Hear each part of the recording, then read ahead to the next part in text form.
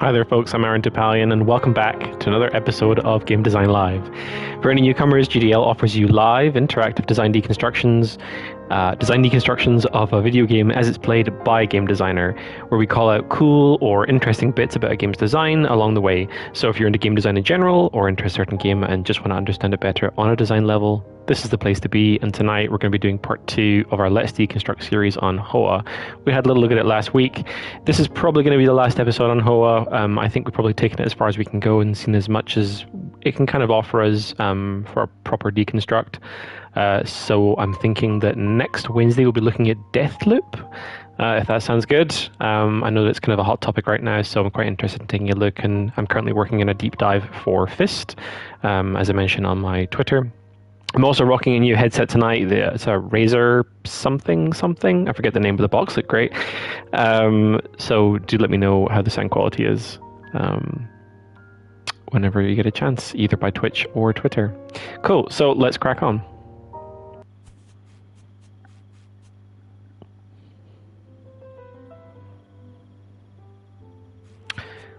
Cool. So we got through a couple of zones last time.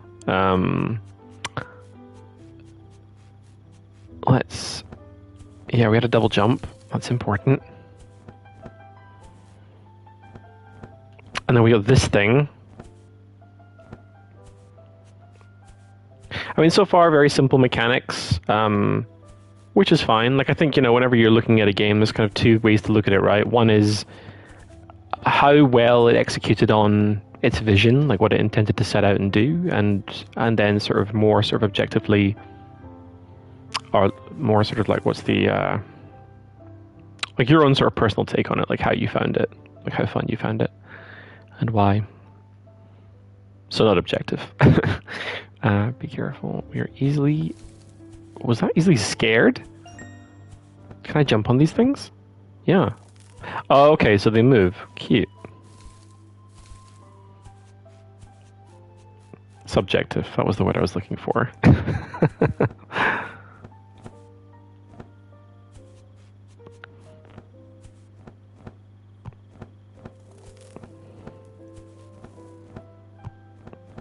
But here in GDL, I do like to be as objective as possible, which isn't always easy. Opinions tend to sort of like make their way into different things and different thoughts. But it's a big part of what I love about game design so much, is trying to understand it and evaluate it and analyze it in a more objective way. Is this the right way? Yeah, okay, cool.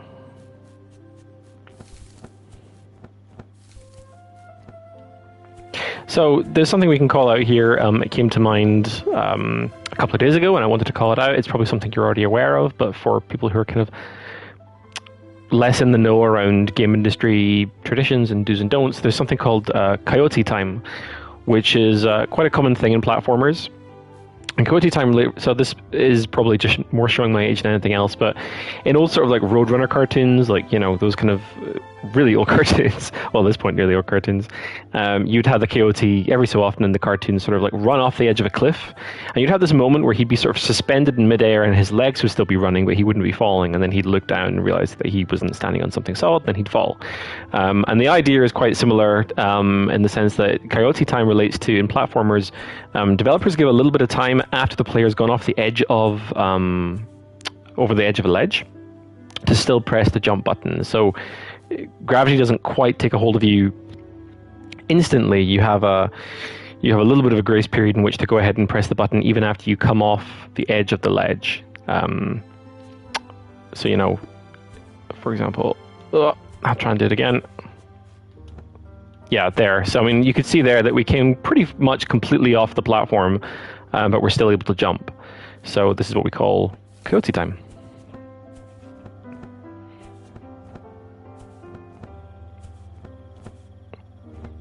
Tradition is probably the wrong word for it, more like a bit of a magic trick.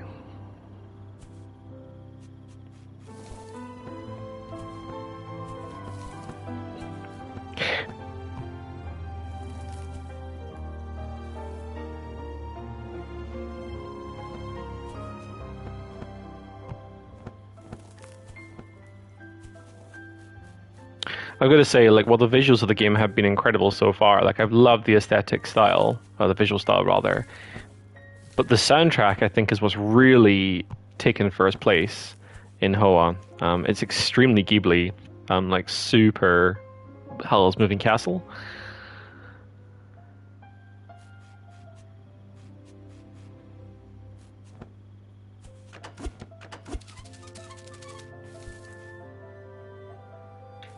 That looks 3D, right? So we're on a 2D environment. We're inside a 2D game world, but this thing I think is 3D.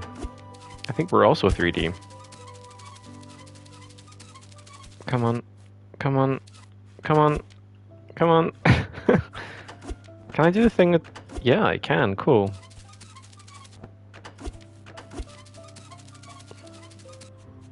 This doesn't look right. Oh, okay, there's a butterfly up there that we have to get. That's why we're... Whoa, where are you going? This thing is just freaking out. Whoops. Great, okay. I actually kind of forgot that we were looking for butterflies, so I might have passed a couple. Oh, interesting. You can't open... Oh, you can open the map when you're on an enemy's head. Yeah, you can. You absolutely can. Okay, we need to go back the way a little bit.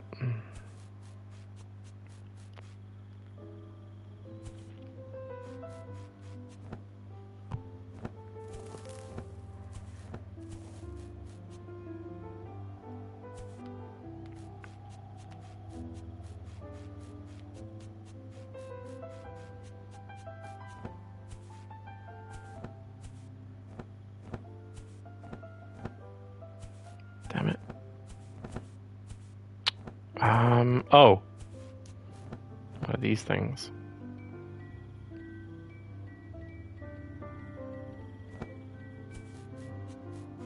But yeah, Hoa definitely kind of slots into that type of game that's more of an experience than a puzzle to be solved. Like, you know, we've talked about this before in previous episodes. The games are essentially, when you boil them down right to their core, they're hybrids, but also they're puzzles to be solved in some way, shape, or form. So, you know, there's some sort of optimal solution usually, and some way to get better at the game as well. So there's mastery involved.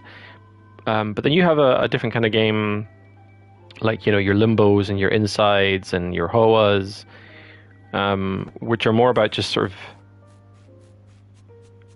being there for the ride. Like, not too much is asked of you. There's not really too much to solve,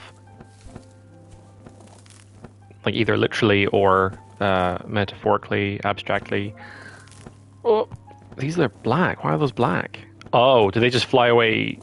Yeah, okay, so these are a little bit different. That's cool.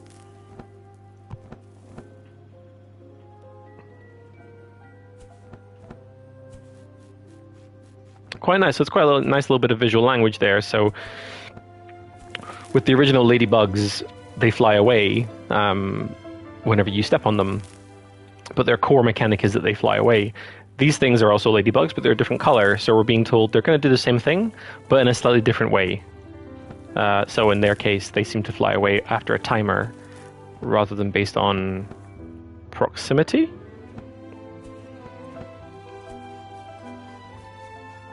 These fireflies are really cute as well. Wow. We had dragonflies in the daytime. Now that it's nighttime, the fireflies have come out. I doubt there's a day and night cycle in the game. I'm pretty sure it's just because of the stage of game that we're at.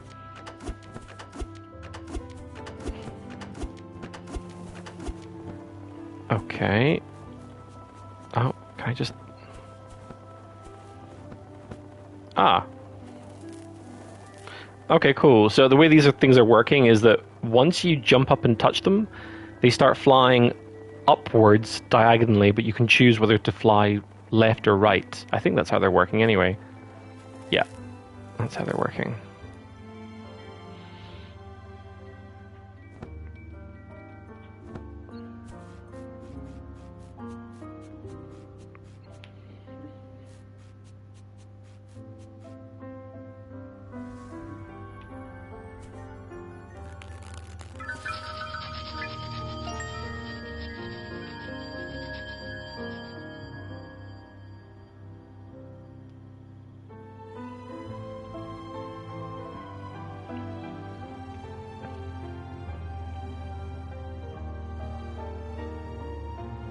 what I really enjoyed about Hoa as well is it feels like it has some very clear emotional pillars underlying the whole experience. Like they clearly had a very, or at least I think they had a clear idea of how they wanted to make the player feel. So when I talk about emotional pillars, we're talking about sort of key words, like buzzwords to think about whenever you're designing a game, especially in the early stages. So what are the kind of one or two really kind of like predominant emotions you want to make a player feel? And I'm talking very high level, like, you know, concepts like joy or wonder or fear. And in the case of Hoa, you know, joy and wonder are actually pretty appropriate examples. And these things are achieved through your mechanics, your visuals, everything that goes into the game.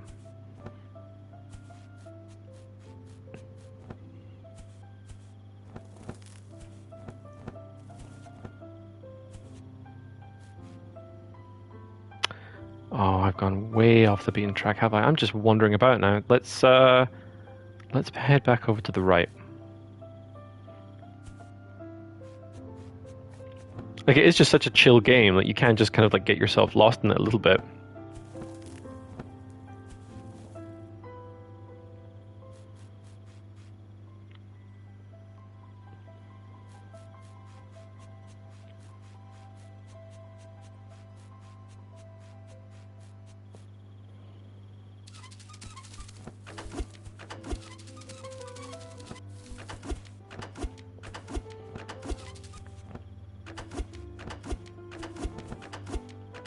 Okay.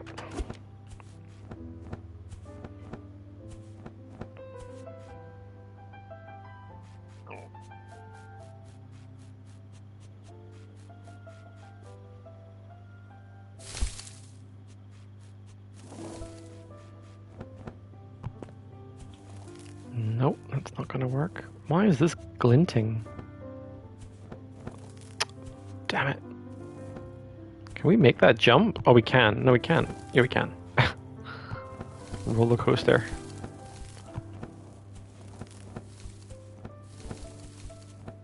Wow, that's a big bug. Oh, this is the one we're trying to wake up. Okay, cool.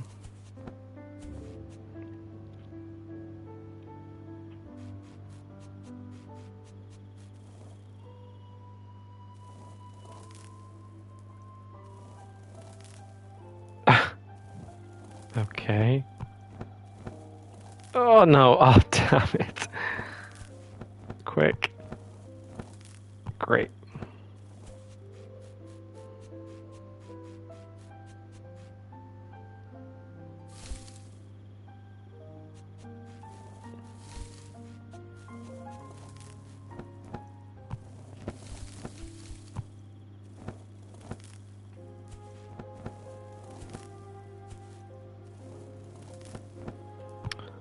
This is fiddly.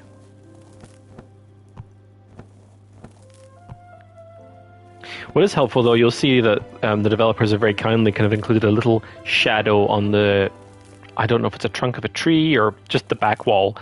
So even after the bug flies away, we know exactly where it's going to come back to, or at least with a little bit of time, a little bit of grace period. So there's a little bit of mastery required there, a little bit of reflex mastery. Oh, no, no, no. Oh, that is mean. Okay. Game face. Nope.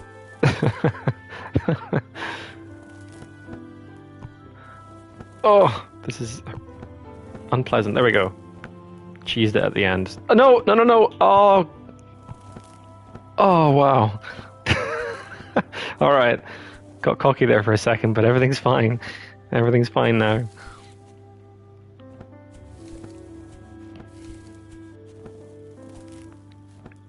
Oh wow, this is getting a little bit more complicated. Okay. Oh, you've got to be kidding me.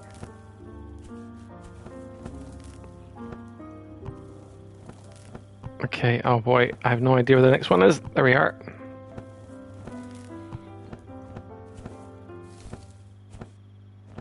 Wow, that was not easy. I've got a trophy for that, rightly so.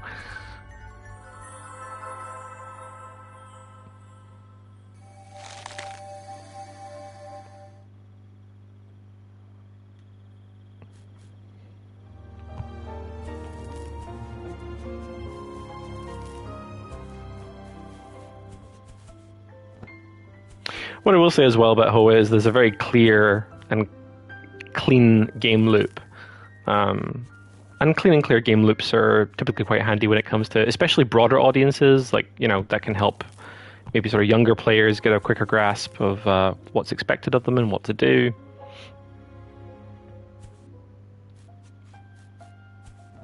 And this is what we talked about, the core game loop. So we talked about this a little while back, but you have two different loops typically, or main loops in a video game when it comes to designing. You have your core loop, which is the sort of key activities the player is doing on almost a second-to-second or minute-to-minute basis. You don't have your game loop, so you kind of have three, I guess, which is on a slightly longer time scale. And then you have your meta loop, which is usually the first step of your meta loop is the last step of your game loop. And the meta loop relates to sort of like overall progression outside of core gameplay. But yeah, it's a very simple, straightforward game loop, right? Which is explore environments, collect butterflies, wake up bug, move on, or wake up guardian, whatever they are. I'm still not quite sure what the story is. I know we're a fairy. I know that we've been missing for a while, and I know everyone's very excited to see us, which is really all you need to know. But beyond that, it's still not clear. Oh, you're kidding. I missed a butterfly. I'm gonna have to go back. Okay, we'll go back. But yeah, as I mentioned at the start of the episode, this is probably going to be the second and last episode on Hoa. I think it's given us as much as it can give us for now, and next Wednesday I'll be looking at Deathloop.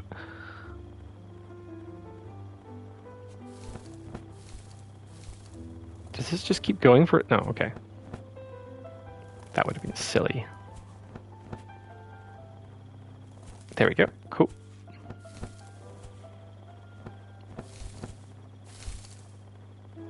No. Oh.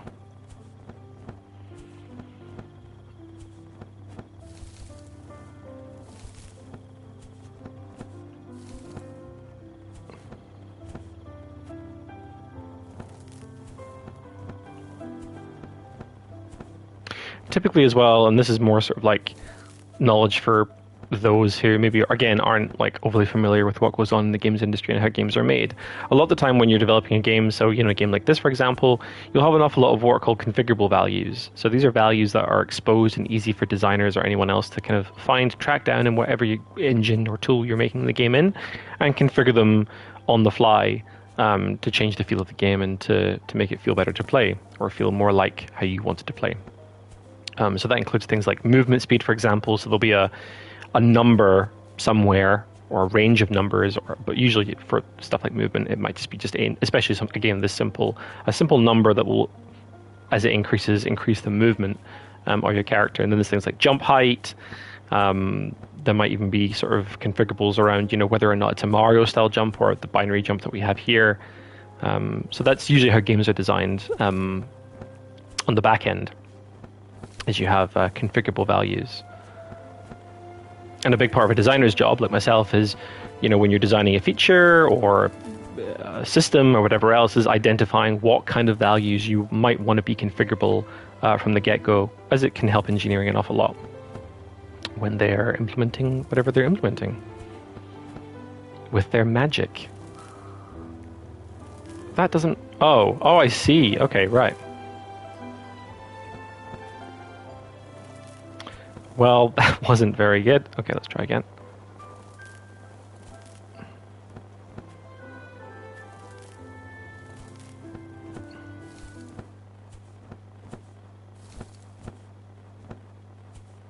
Great.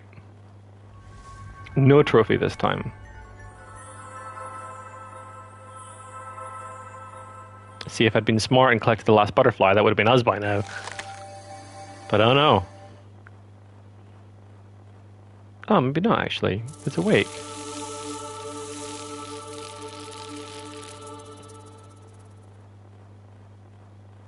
Very pretty.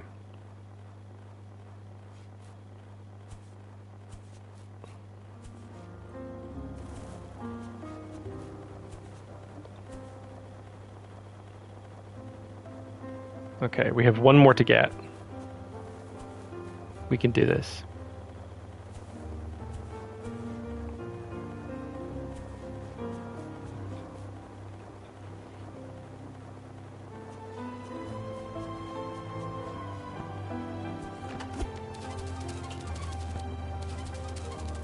Stay away, buddy. Okay, we need to go down here.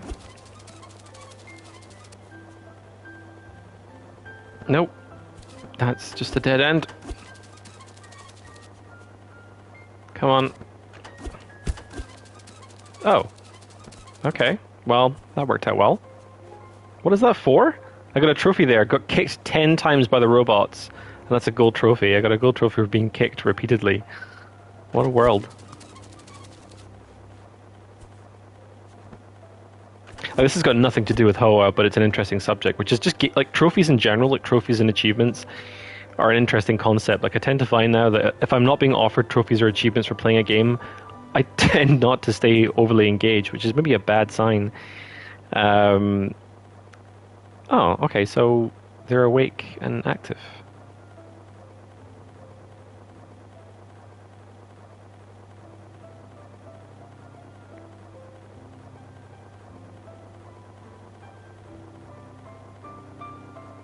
As usual. A little bit patronizing, but that's okay. I'm not going to argue with a giant bug. Oh. Okay.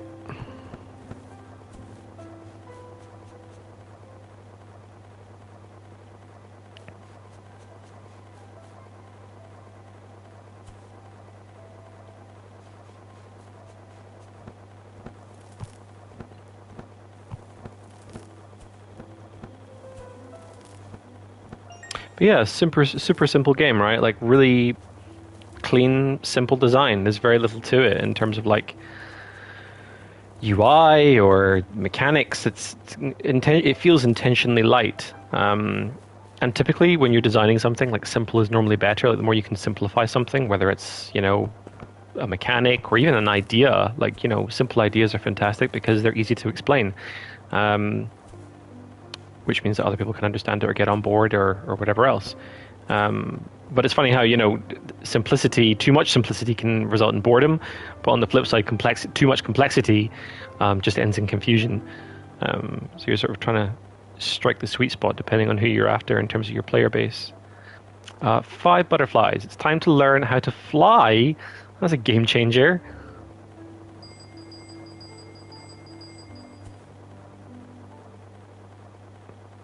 Fly up these leaves, you will find your way to the lake at the top. Cross the lake and you will find that guy. Guess we don't talk about that guy. Back then, he held those creatures back, so I can take you away. Okay. They took him back to their nest. Good luck, my dear. Oh, okay, so it's like a little sort of glide. Which is on R2, interesting. So can I just press and hold this forever? Okay, it doesn't work. It doesn't last forever. But what is interesting is that they've put it on R2.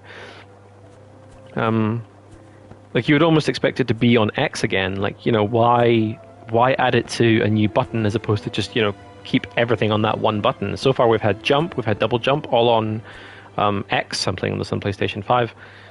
It feels like it just you could have just kept the button down and lingered, I guess, because that would then require a double jump each and every time you want to glide, but not necessarily, right? You could just jump, hold X and glide, or double press it and then hold X and glide.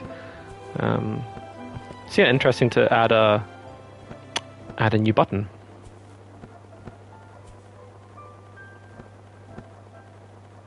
Oh, okay, that's cool. So you get a little bit of bit of a load, and again, oh, okay, something's happening.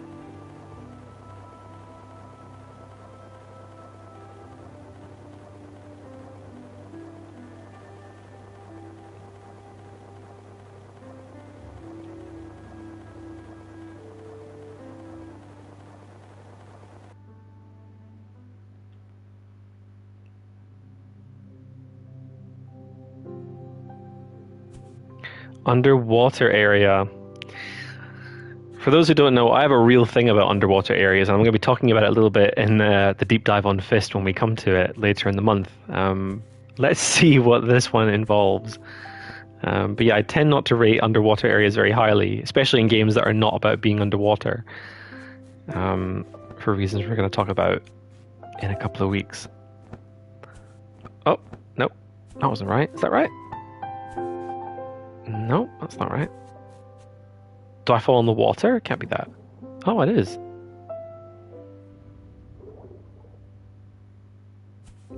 Okay, this might be one of the rare exceptions of underwater worlds that I actually kind of like. This is quite enchanting.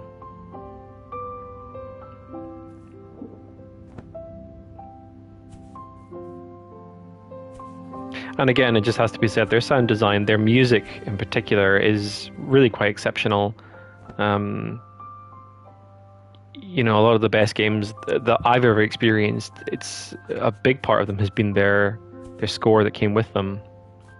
It's the power of sound design in general, right? The power of music. But also sound, like, you know, you probably heard this thing before where, you know, if you're watching a scary movie and you put it on mute, all of a sudden you're not scared anymore. The movie kind of loses its threat, its edge, which is, I think, in part to just, you know, the power that sound has over us. So when you're playing games like this, it really can go an awful long way when you're playing console games in general.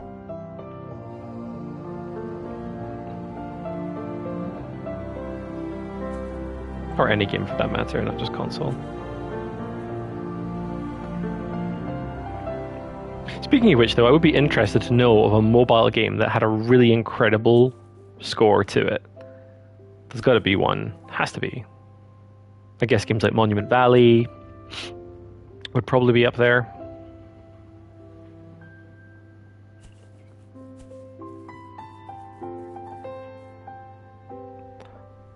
I think I'm going the right way. Whoop.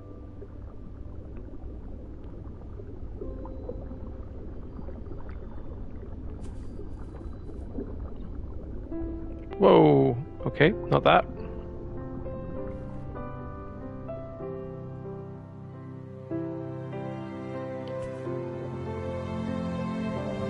Okay, what is interesting as well about this glide mechanic is that when you press it, it sort of it disables the ability, basically. So you can't, like, it's not like a glide in Destiny, for example, where, you know, you can kind of like enter it and exit it and enter it and exit it as you're in the air. Like, you know, I can either press it and hold it for as long as I want, but then after that it'll expire, or I can jump up and just tap it literally quickly, but then pressing it again will do nothing. So tap, but tapping it again does nothing. So it has an on-off switch, basically, when it's used while you're in the air.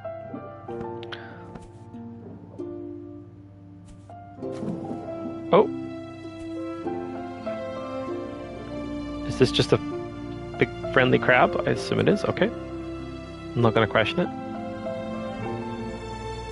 Am I going the right way? Oh, okay. So we're just right at it again then, basically. Okay. So we're looking for butterflies straight away.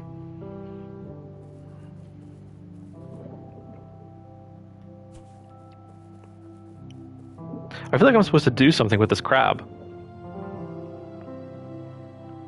We'll come back.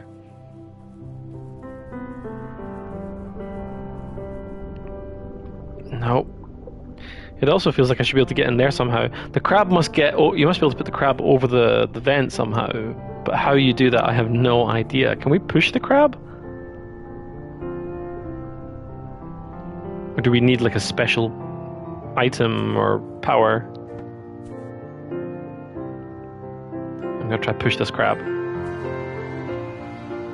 No. It's not that. Oh. So you just like walk along to the side of it. Okay. I mean, not the most obvious thing. I mean, I only came across that solution by pure chance. That could have been literally 30 minutes of me questioning what this crab does. But luckily I figured it out. Like, I don't know, there's a couple of ways you could have done this differently, right? Like, not to say that they needed to, like, I figured it out, so obviously wasn't too bad in the end. But maybe if the creature had some sort of aspect of its visual design that encouraged this kind of movement or interaction, or even something on the top of the crab to make you want to jump on top of it and kind of, explore this space a little bit more.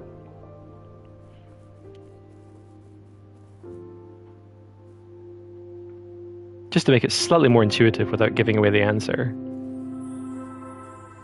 Ah, okay. Oh. Do I do something with this eye plant? Oh. Okay. Right, so we just have to navigate our way through the darkness. Okay. Like, even this is extremely chill. Like, this is a kind of experience that we've seen in games before, right? Where, everything is dark and you're having to light up things along the way. Normally it's like, you have to fire something or shoot something to light up beacons or whatever else, so you know where you're going. But again, in kind of true Hoa fashion, it's very chill, laid back. All you really have to do is just walk. There's no pitfalls, there's no traps. This is just for the pure experience of it.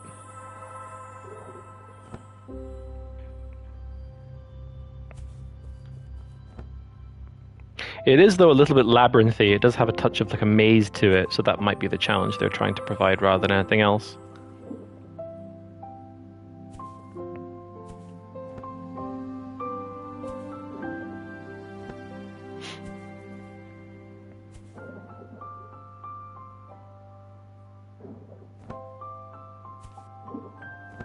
There we go.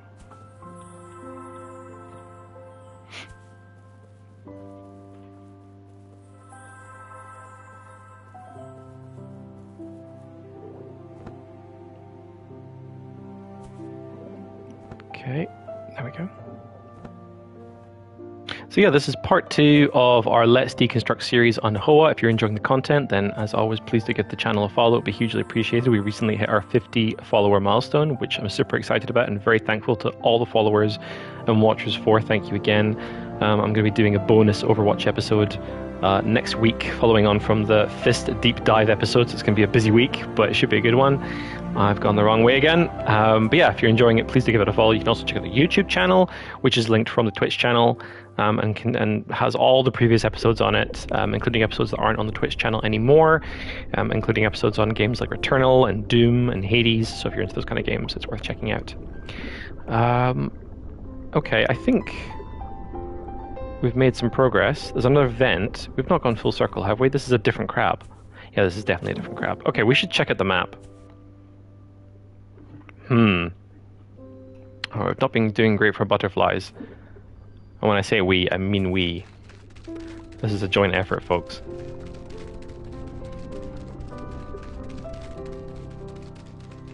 Okay, let's just go back and get these butterflies.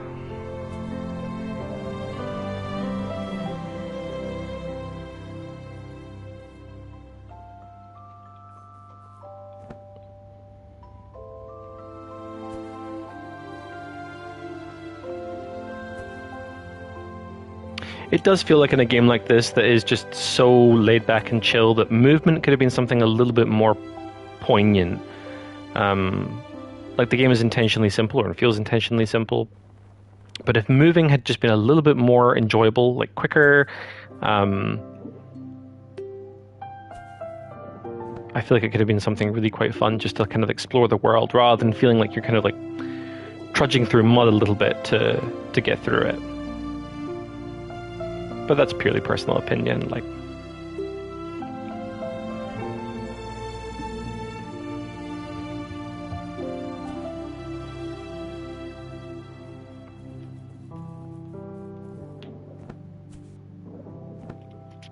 but it is important to think about, I think, when you're designing a game, right, is, oh, okay, so they don't, wow, not even the jellyfish damage you with this world. This is fantastic. Like, for a second there, I got a fright because I touched the tentacles and thought, oh, no, that's the end of me. But, yeah, they're just peaceful jellyfish. Oh, I can't jump on that one. Oh, that one's in the foreground, that's why. But yeah, like with everything, like, you know, we talk about this an awful lot in GDL. whenever you're making a decision for a game, it's important to kind of understand the rationale for that decision. Like, why is this thing going to be the way that I'm deciding it's going to be? And that can include things like movement speed. Like, why am I making the player move this fast or this slow? And if there's no kind of like clear rationale or reason for it, then maybe it's something worth thinking about a little bit more. Okay, I'm certain there's a butterfly in here. There's definitely one in here over here in the corner. Why can't we go all the way over here, though? Is there something... Oh, I see. It's maybe down and under. I'm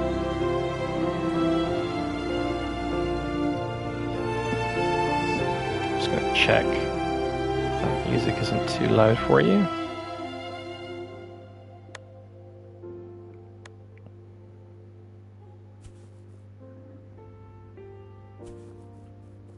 There's no secrets, right? That looks like a secret area. No, it's not a secret area.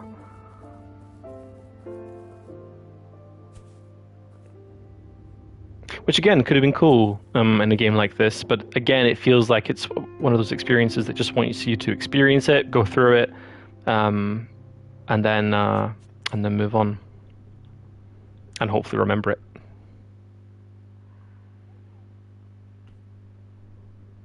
Oh, okay.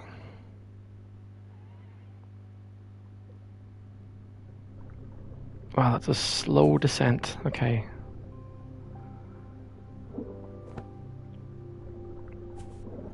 Yeah, I stand by my original statement about underwater worlds. Like, it was slow before, but this is even more slow.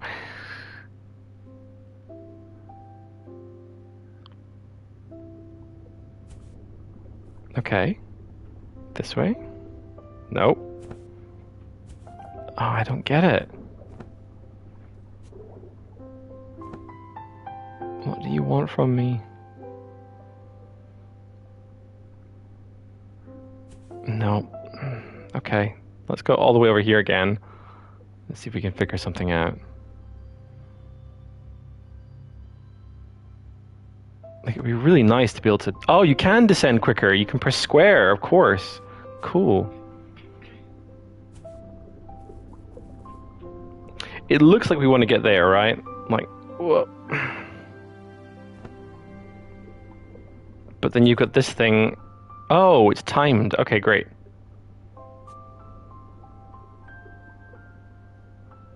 Oh no. Wait for it. Wait for it. There we go. Oh no. Go, go, go. No! Oh, God. Go, go, go. Okay. Great. Oh, enough with the geysers of water. The geysers? Geysers? Geysers?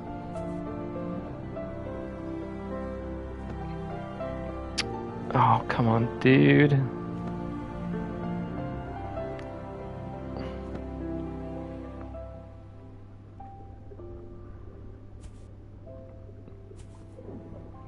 Really?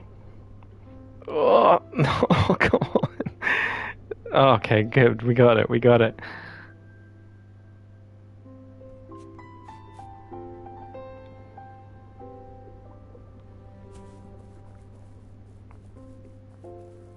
We better get a butterfly down here.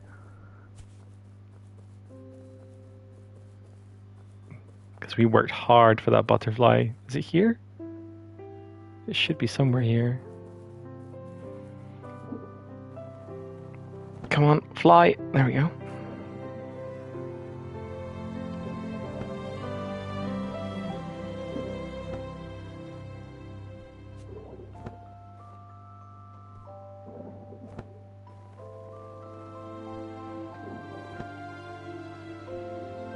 Am I anywhere near it? I'm very close to it.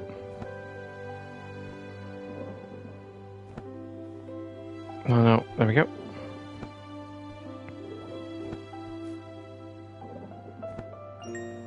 Great.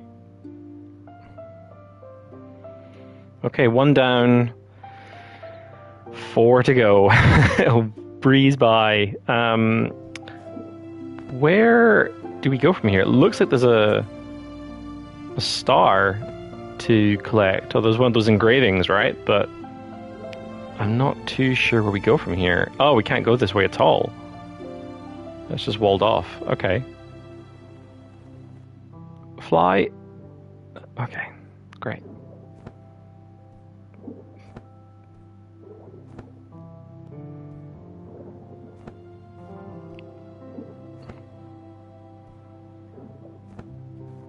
I think another thing about what doesn't quite do it for me with underwater zones is that a lot of the time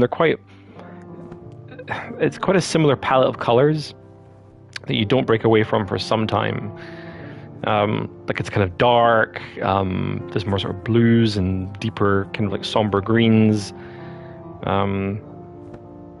Like when Breath of the Wild first came out, one of its major sort of praises was it was just a fun world to exist in.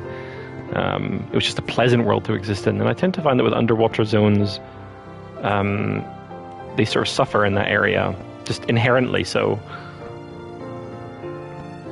But if anyone out there does know of a good underwater zone in the game, then please do hit me up.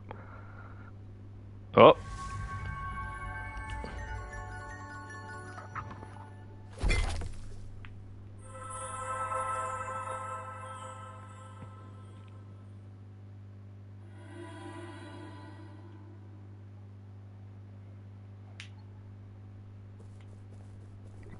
Okay.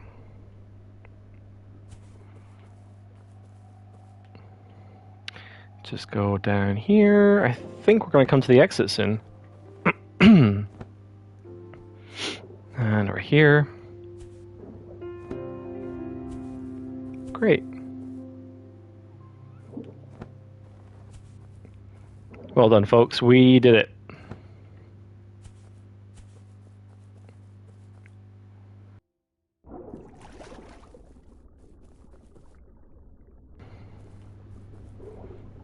Alright, let's see how far this guy can go to the right.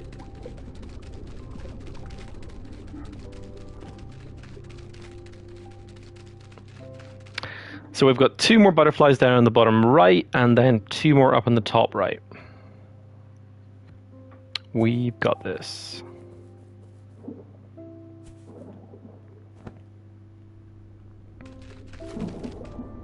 I see I've got this down now.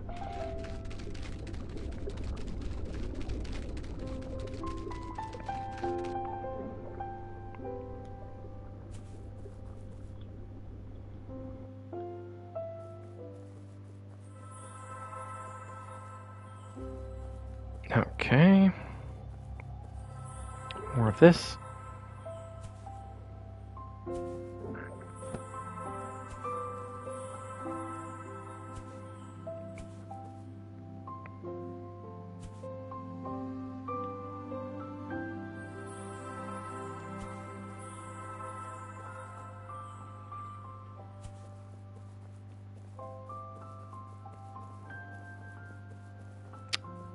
It's just nothing but dark. There we go. Oh, come on. There we go.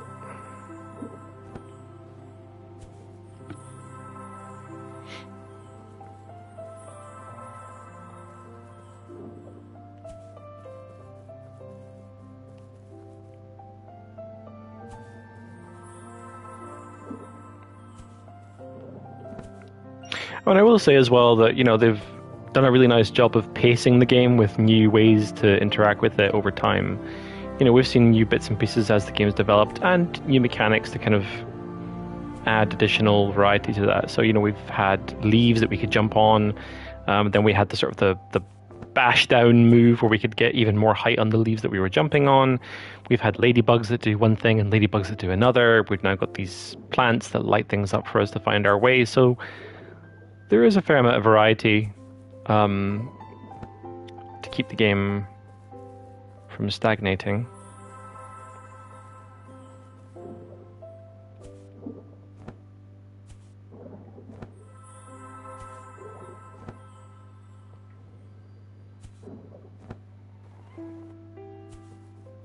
It can be a little bit of an exercise in patience, I will say that, but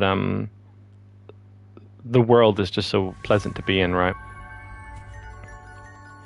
So you kind of don't mind.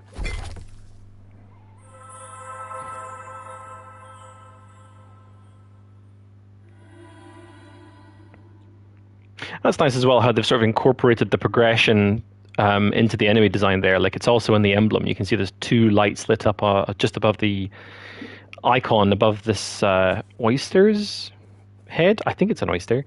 And on the creature itself as well, it had sort of like baubles, like lit up baubles along its head to remind players how close they are to doing it, which is nice. So again, rather than rely on sort of like in-game UI or out-of-game UI, it's represented diegetically. Whoops. Not that button, this button. Okay, we're missing one butterfly, which we're absolutely not missing. I refuse. No more backtracking.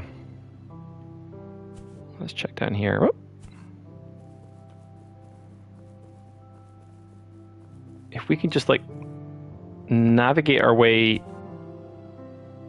Yeah, the art style is incredible, right? Strawberry Wolfeed, like it's very kind of, if you're familiar with Ghibli films at all, like Howl's Moving Castle and Spirited Away, I think it takes a lot of inspiration from those. It's made by a Vietnamese studio. This is their first game. But yeah, their art style is very striking. It's a big part of the reason why you're quite happy to just kind of like be in the game. As is their music. Their music is particularly impressive. Okay, so we've got the butterfly now.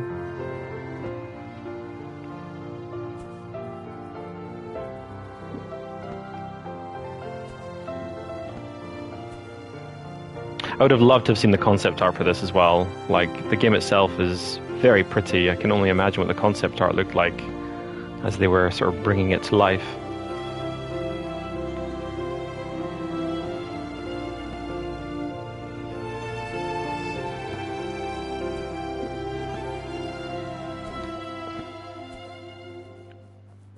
Okay.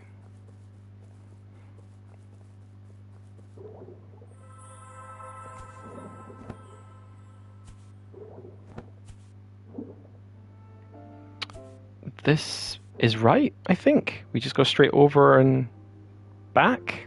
Whoop. Cool. Yep. That's exactly what we do. So while this is the last episode on Hoa, if anyone has any questions either now or after the episode, for anyone watching the VOD or on YouTube, if you have any questions around Hoa's design that you'd like me to go into a bit more detail, I'd be more than happy to take a stab. Do please get in touch with me either via my Twitter, which you can access via the Twitch page, or through Twitch, or through YouTube, or however you like.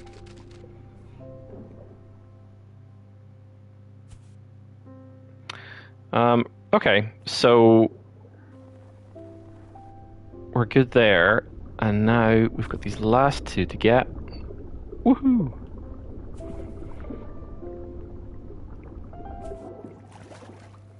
There are some things that are just sort of inherently fun in, which is a very vague term, I appreciate, but there are just some things in games that I find to be inherently fun to do.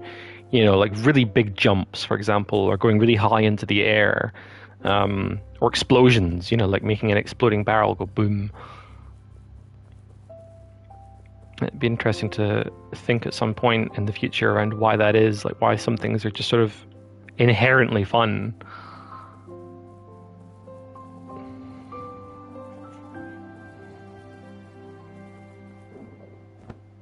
For the most part. Like not everyone obviously has the same definition of fun.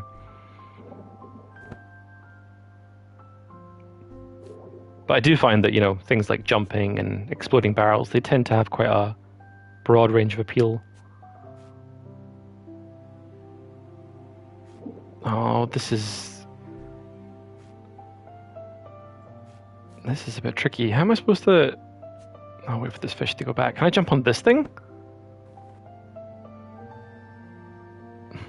Huh? I'm Nemo. I'm Nemo. I'll stop being Nemo now.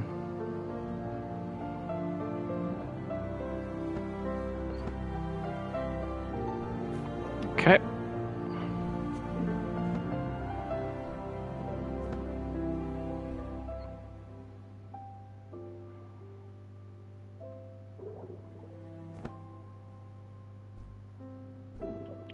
Wow.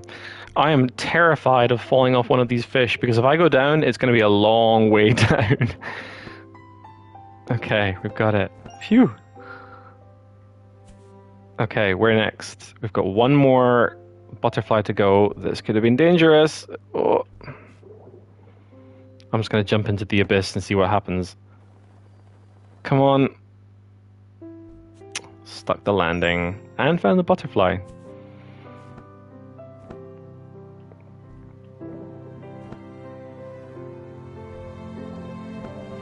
Okay, we might be able to wrap this up in just enough time.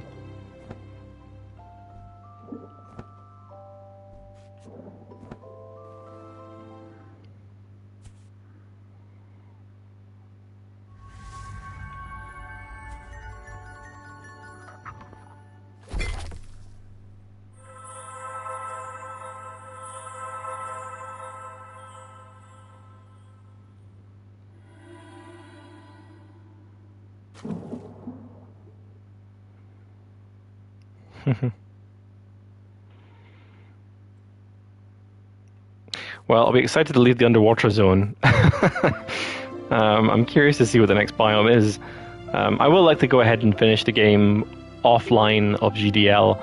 And if something does come up that I think is particularly cool, then I'll probably run a sort of mini episode to show it to everyone on the channel. But otherwise, I think that'll probably be us when we have a chat with this octopus. I think it's an octopus.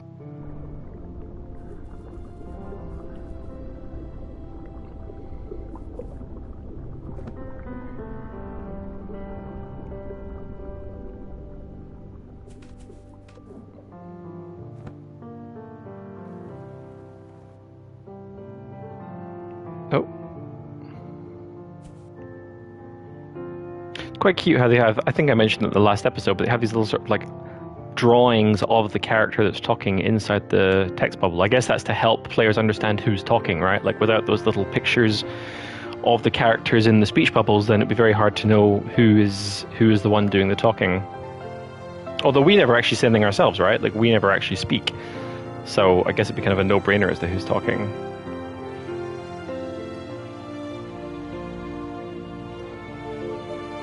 What? No, wait. Okay, good. Yeah, we do have 5 butterflies.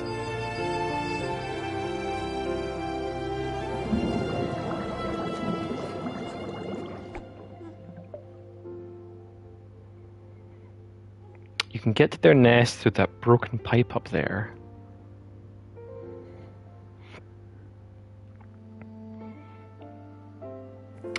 So we didn't actually get a new mechanic. We just got given these little squids in bubbles. Okay, fair enough. I was kind of looking forward to a new mechanic, to be honest. Kind of broke the loop a little bit there.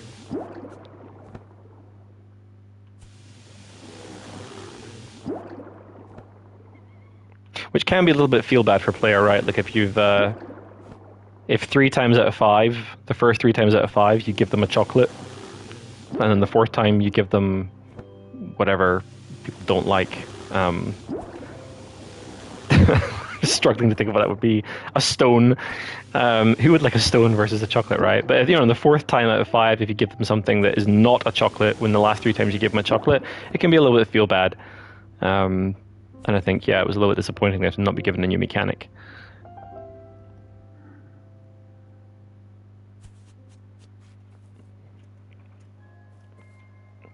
Right, okay, so the next biome is a metal biome. Let's just have a little look at it before we wrap up, just to see what it looks like.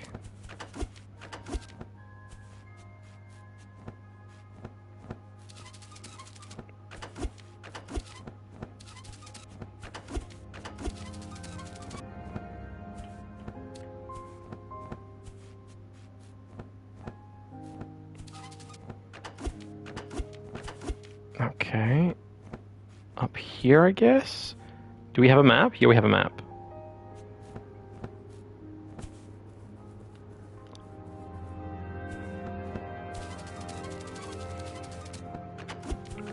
Wow, well, if the color palette was pretty kind of like samey before, it's even worse now. Nothing but browns. Browns and blacks and greys.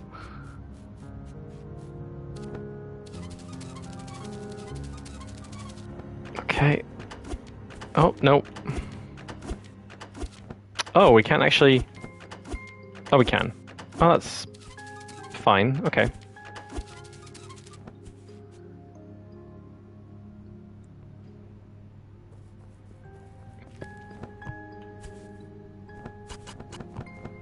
Oh.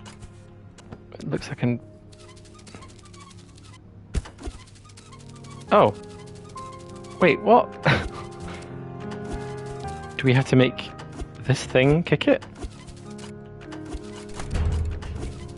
Ah, okay. And then we need to go up.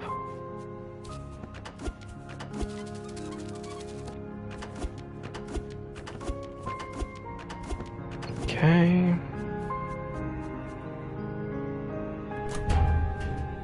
And we're fine. That was kind of cool.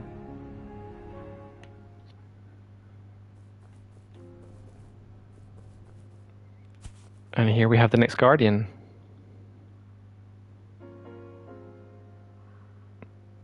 Huh. Not what I was expecting.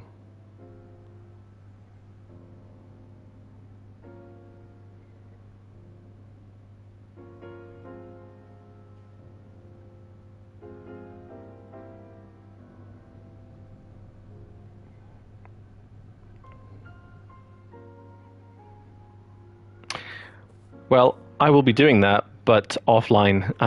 Yeah, so that's. I think we can wrap up there.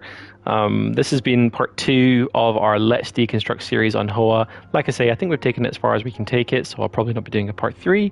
But next Wednesday, I'll be doing a Let's Deconstruct first episode on Deathloop, Arcane's new game that just recently came out. Something of a hot topic right now. A lot of people are talking about it. I think it'd be worthwhile taking a look at together and deconstructing some of the stuff that does on a game design level. I'll also be doing the next episode of Psychonauts 2 next month. No, actually, I won't. I won't be here next Monday. I will be enjoying a birthday weekend. Oh, thank you very much, Strawberry Wolfie. I mean, if you're enjoying it, then do please let me know in like a message if you'd be interested in the 3rd episode. I can definitely look into that.